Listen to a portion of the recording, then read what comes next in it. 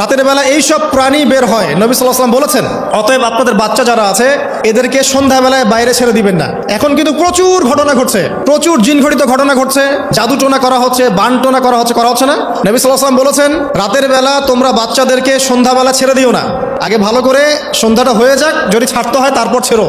তারপর রাতের রাত যখন গভীর হবে তখন তোমরা এলো পাথালি ঘোরাফেরা করো না, রাস্তাঘাটে বনে জঙ্গলে ঘোরাফেরা করো না, কারণ এই সময় এমন কিছু মাখলুককে আল্লাহ পাক ছেড়ে দেন যাদেরকে তোমরা দেখো না। এখন সায়েন্সের যুক্ত মানুষ মনে করে এগুলোর কোনো ভিত্তি নাই মনে হয়। কোরআন বলছে জাদু সত্য, কোরআন বলছে জাদু সত্য। কোন সূরা? সূরা বাকারা আয়াত নাম্বার 101, 102 পড়ে দেখেন। ওয়াত্তাবিউ মা তাতলু শায়াতিন আলা মুলকি সুলাইমান, এই আয়াতটা পড়েন, বিশাল একটা আয়াত আছে। ওয়া মা কাফারা সুলাইমান ওয়ালাকিন্না শায়াতিন কাফারু ইউআল্লিমুনা আন-নাস সিহর। এই সিহর দিয়ে কি হতো? মা ইউফাররিকুনা বিহি বাইনাল মারই ওয়া যাওজি। সুলাইমান আলাইহিস সালামের সময় এই জাদুবিদ্যার প্রচলন ছড়িয়ে পড়ে। এই জাদু মানুষ শিখে কি করছিল? নারী পুরুষের মাঝখানে, স্বামী স্ত্রীর মাঝখানে বিভেদ সৃষ্টি করছিল। এখন দেখেন না, পরিবারের স্বামী স্ত্রীর বন্ধন ভেঙে যায় না, কেউ কাউকে দেখতে পারে না, এমন হচ্ছে না?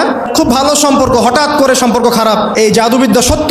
এবং এখনকার অনেক ভণ্ড যে কবিরাজগুলো বের হয়েছে, এরা জিনকে তাবে করে নিয়ে এই জিনদের মধ্য দিয়ে মানুষের মধ্যে জাদু ছড়িয়ে দিয়েছে। এই জাদুবিদ্যা সত্য। এর ফলশ্রুতিতে বহু পরিবার ধ্বংস হয়ে যাচ্ছে। দৃশ্য অদৃশ্যের অনেক ক্ষতি আছে। এগুলো এখনকার সায়েন্স বিশ্বাস করে না। আর সায়েন্স বিশ্বাস করে না বলে যে আমরা বিশ্বাস করবো না এমনটাও নয়। এখন বিজ্ঞান যেটা প্রমাণ করতে পারে নাই, এটা কি বিজ্ঞানের ব্যর্থতা না ইসলামের ব্যর্থতা? আল্লাহ রব্বুল আলামিন এবং তার রাসূল যা বলেছেন সেটাই চূড়ান্ত সত্য। সেটা আমরা প্রমাণ করতে পারি বা না পারি, এটাকে অন্ধভাবেই বিশ্বাস করতে হবে। এটাই হচ্ছে একটা মৌলবাদী কনসেপ্ট। আর এভাবে ইসলামের মৌলিক বিষয়গুলোকে না মানলে কেউ মুসলিমই হবে না।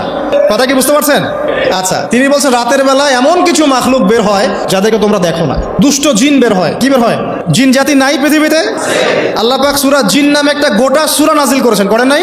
কুল উহিয়া ইলাইয়া আন্নাহু ইসতামা নাফারুম মিনাল জিন্নি ওয়া ক্বালু ইন্না সামি'না কুরআনান আজাবা। জিনদের একটা দল কোরআন শুনে বলেছিল যে আমরা অদ্ভুত আজব একটা কোরআন শুনেছি। তারপর তারা গিয়ে তাদের কওমের কাছে ইসলামের দাওয়াত দেয়, ওই কওম ইসলাম কবুল করে। এটা নবী সাল্লাল্লাহু আলাইহি ওয়াসাল্লামের জীবনের সেই সময়কার ঘটনা, যখন নবীজি তায়েফ থেকে ফিরে আসছেন। তায়েফবাসী তাকে অত্যাচার করলো। তিনি নাখলা উপত্যকায় এসে নামাজ পড়ছেন। ওই নামাজের কেরাত শুনে জিনরা ইসলাম কবুল করেছে।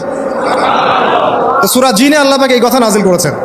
তো আল্লাহ পাক যে বলছেন জিন জাতি আছে, আল্লাহ কি মিথ্যা কথা বলছেন? নাকি নাসা যখন বলে এলিয়েন আছে তখন ওইটা সত্য, আর আল্লাহ বলছেন জিন জাতি আছে, এটা মিথ্যা? তা আমাদেরকে আবার নতুন করে মুসলমান হওয়া লাগবে এখন, না আমাদের কনসেপ্ট চেঞ্জ হয়ে গেছে আর কি।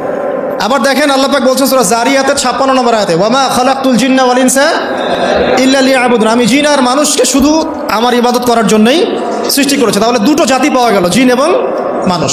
জিন কিসের তৈরি? আগুনের তৈরি। মানুষ কিসের তৈরি? কাদামাটি। ফেরেশতা কিসের তৈরি?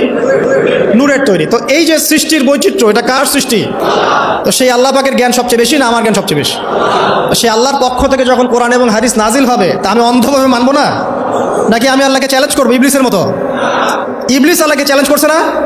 খলাকতানি মিন নার ওয়া খলাকতাহু মিন তিন। আমি কেন আদমকে সিজদা করতে যাব? আমি কেন আদমকে সিজদা করতে যাব?